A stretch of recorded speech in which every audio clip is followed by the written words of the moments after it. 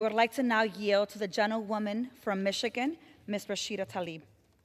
Thank you so much. I rise today and applaud the President. A recent announcement of a plan that would allow more than 800,000 dreamers across our country to have access to health care is to be applauded. I also want to thank Congresswoman Ramirez for her dedication, her leadership, and for hosting this important special order on this critical issue. I stand here before you, a child of immigrants, but also the daughter of Southwest Detroit, where I lived with 20 different ethnicities and backgrounds. And yes, many of my friends, many of my classmates were dreamers. We know that many of the issues we work on in this chamber are connected. Immigration is connected to health care. And right now in our country, we have a great need for comprehensive immigration reform and to ensure that every person has access to adequate health care in terms of coverage and care delivery.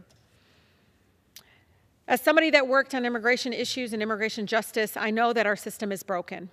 Too many of our families are living in fear. Too many of our dreamers, our neighbors who only know the United States as their home, continue to live a life where their rights could be stripped from any moment's time. I know how important it is to fix our broken immigration system instead of tearing families apart.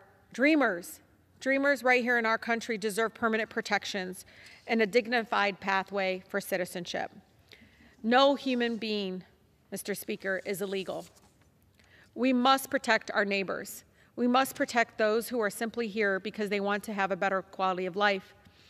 We have immigrant communities, again, across our country who simply want a pathway to citizenship, a pathway that many of our parents, grandparents, ancestors were afforded, a pathway that we enjoy and are proud of. Why do many of my colleagues want to block this pathway in the land of opportunity?